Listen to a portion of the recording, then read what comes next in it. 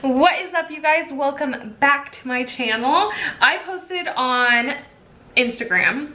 If you don't follow me on Instagram, head on over to Instagram. I share every single day over there, and that's like my primary platform, I guess. But I shared over there that I was gonna be doing a video on all things breastfeeding. And I pulled the top, or I guess not top 10 questions, but I pulled the 10 most asked questions, and I am gonna go over all of those. I actually wrote them down so that I can make sure that I am answering them all. I have my pre-workout like always. It's linked in the description down below, but I'm obsessed with it.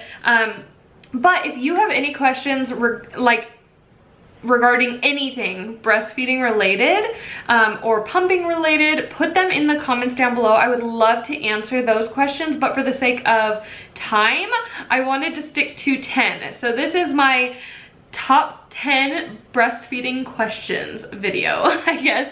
So if that interests you, stay tuned and we're gonna dive right in. So the very first question was breastfeeding always easy for me? I guess I should preface this video with saying we have now made it 10 months breastfeeding. It's something that made me a little bit nervous prior to doing it, I guess, because I was like, is it weird? What's it gonna be like? I don't know why I felt that way. It's just like deep down inside, I always felt like, I don't know. How long will I actually do this? I don't know. But was it always easy for me? No. I don't know if it's easy for anyone. I think that we just forget over time, right? I was just chatting with one of my friends recently, and she was saying like how her experience, like it was very painful or uncomfortable the first few weeks, and I was like, dude, me too. And so often I think that this natural thing isn't so natural. And I do want to say, however you feed your baby is right. Breastfeeding is just what's working for us. But whatever you're doing is perfect for you and your baby. But I know there's a lot of mamas out there that are interested in this, so I did want to make a video. It was not always easy for me. I would say the first 3 to 4 weeks were a challenge. I was constantly thinking, is she eating enough? Is she eating anything? Is she latched right? It was painful for me. The first few weeks, which I feel like is normal for a lot of people.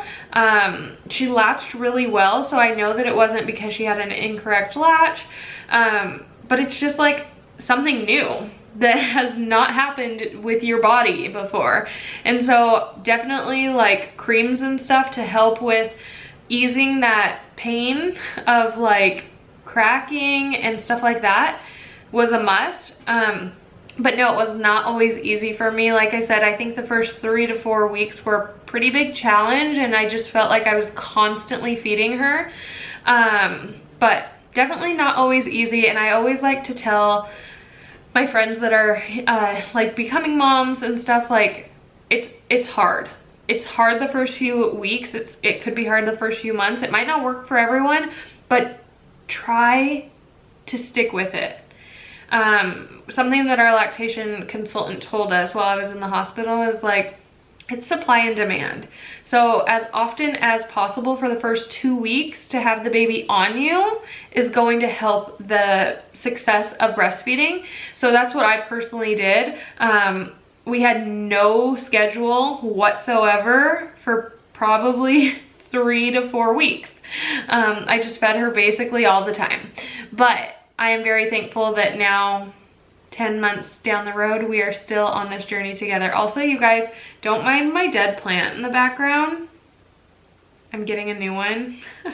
I killed it in like 1 week, and I just realized you can totally see it. But, you know, I'm keeping my little human alive, and that's what matters most. The next question is, how often and when do you feed her, and how long?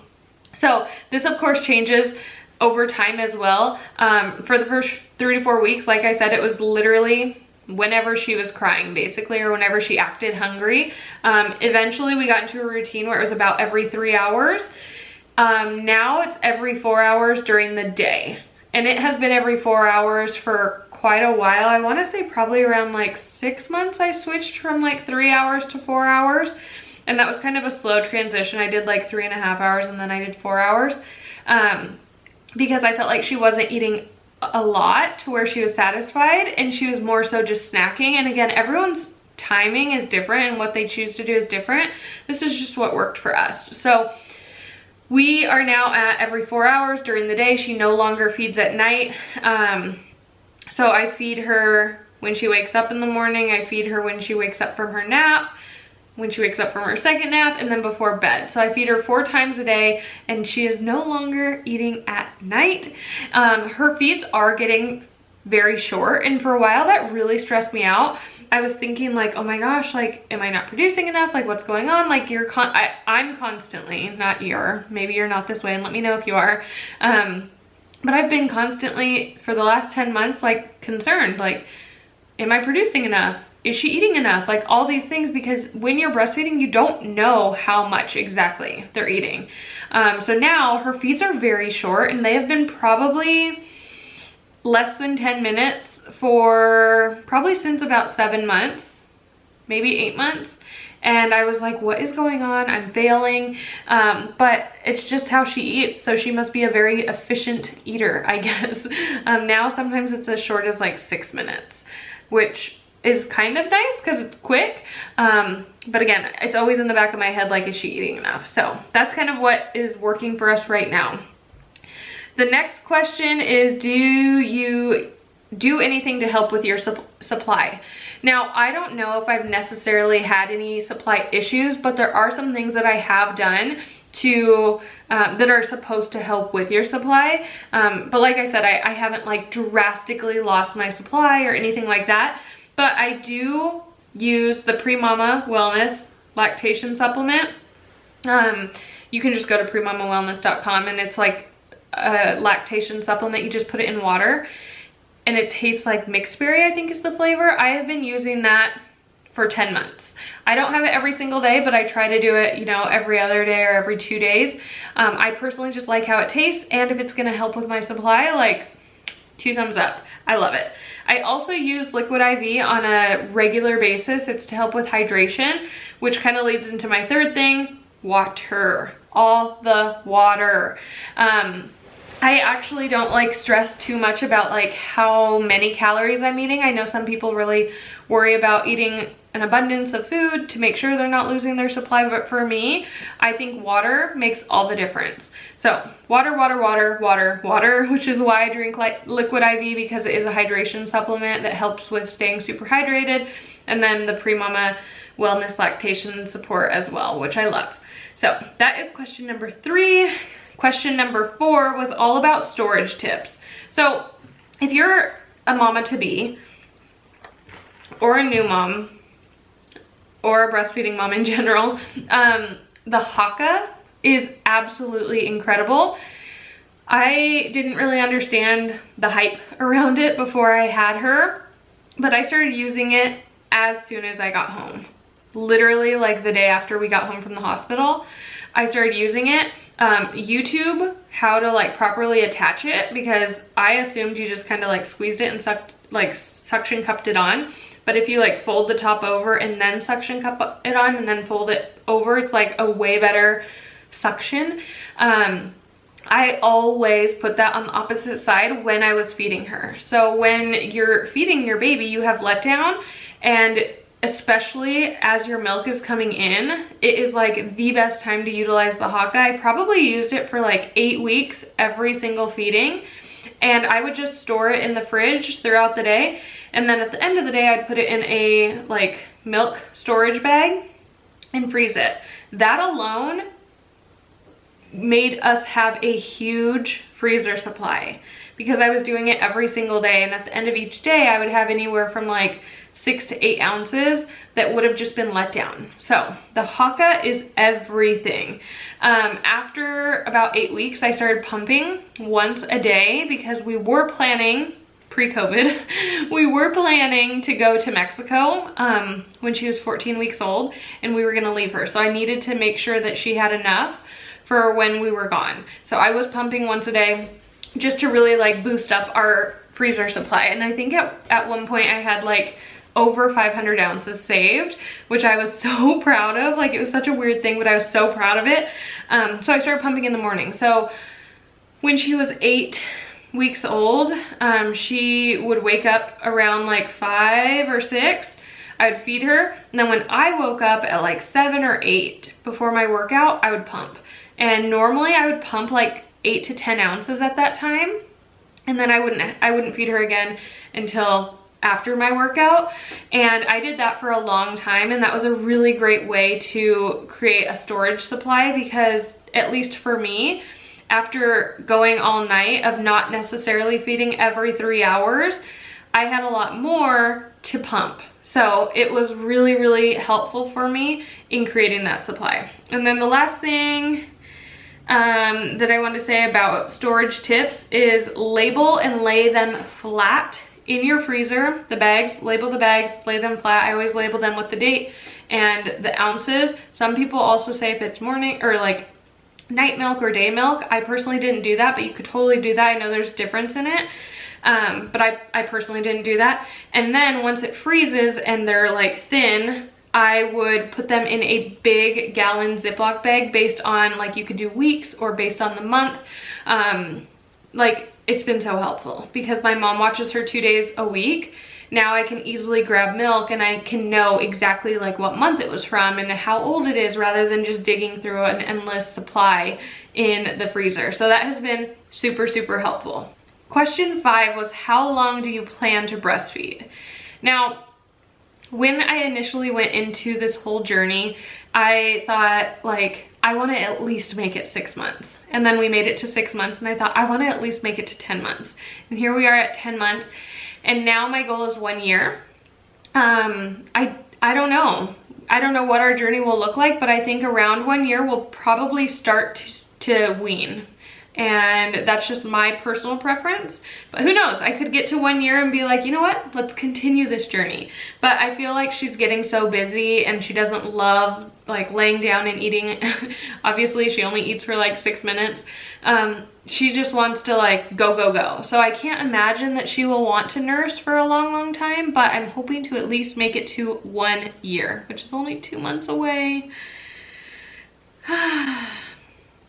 My favorite pump and why. So obviously I do exclusively breastfeed, but in the occasion that Jacob and I want to go on a date, or gosh, we were supposed to go on a trip or whatever, I did want to have a supply. So pumping was a necessity. And I do just feel like in general it was helpful in the beginning, because sometimes you feel engorged, sometimes you need to like release milk and the baby is maybe not hungry yet. So I have used 3 different pumps. I've used 2 different Medela pumps. All my pumps were actually gifted to me, which I am so incredibly thankful for. Medela sent me 2 different pumps. They sent me the Freestyle Flow pump, which I planned to take on our trip because it was the only pump I had. And then LV sent me their pumps, which I love. They're the ones that go in your bra, and you can basically like continue on with your day. And then Medela also sent me their newest one. So if you are a Medela fan, their brand new one, it's like hospital grade pumping. It's like amazing. They recently sent me that one. I can't say that I dislike any of them. I love them all because they make life so convenient, right? For moms that are nursing, like having a pump is a must. And I just love that whoever created them, I am so thankful for them. But they all kind of have their own times that I use them. So the Freestyle Flow in the beginning was really, really nice. I was at home. I didn't want to be tied to a wall. It was like one that you could charge with the USB. It was super nice. I did use like one of those pumping bras, so I didn't necessarily have to hold it onto me, which was really nice. And then the LV has been really, really handy for now that I'm more on the go. So it also is a little hard to say because I haven't necessarily traveled. I haven't been like away from her for a long time because of everything that's been going on in 2020. So I don't necessarily know like long term which one I would have used if I was like exclusively pumping. But for me, I love the LV for when I'm like out running errands and she's not with me and I need to pump. It's nice to just be able to put it in my shirt and have it be discreet. So if I was still teaching, I would probably lean towards something like that. Not that I would be pumping like while I'm teaching, but just for the convenience to like put it in your bra and be able to do other things like grade papers and stuff like that. Like that has been super helpful. But when I'm like at home and there's no point in like making sure things are charged and stuff. I love my Medellas that can either be connected to USB and charged or just connected directly to the wall. So I love them all. I would love to hear in the comments down below what pump you use and why you love it. I feel like everyone just gets used to the pump that they have. But I have heard like not all pumps are created equally, and if you are having like pain when you're pumping, you might need a different pump, or you might need like different shields. So it definitely plays a role for sure. Number 7 is, does Jacob ever feed her and do you use formula as well? We have never used formula. Like I said earlier, no judgment on if you do. Everyone's choice is their own. We personally have not needed to, so there's been no point in us getting formula. I do let Jacob feed her because we have pre-expressed milk, I guess, that he can feed her. So sometimes he chooses to, and I'll just pump in place of it. So sometimes Jacob feeds her. No, we don't use formula. Have you ever had supply issues? So this one is really hard to answer because I don't really know. She's growing just like she should. Her doctor's very pleased. So I don't think I've had any supply issues, but there's definitely been times where I'm like, am I producing enough? Like, I don't know. A couple notes that I said is like, she is growing so well, so I assume she's eating enough. But now I only pump 4 to 5 ounces, and I know that my mom, when she has her, feeds her more than 4 to 5 ounces. So it makes me wonder if I am not producing enough, or if babies are just way more efficient at getting the milk out. So I don't know about that. There have been a couple nights where after I feed her, she just kind of is like fussy still. It could totally be that she's tired, but sometimes we will heat up milk and give her a bottle in addition to feeding from me. And Jacob loves that because he loves feeding her. But I don't know if I've necessarily had supply issues. If I have, it hasn't been anything drastic that I've noticed.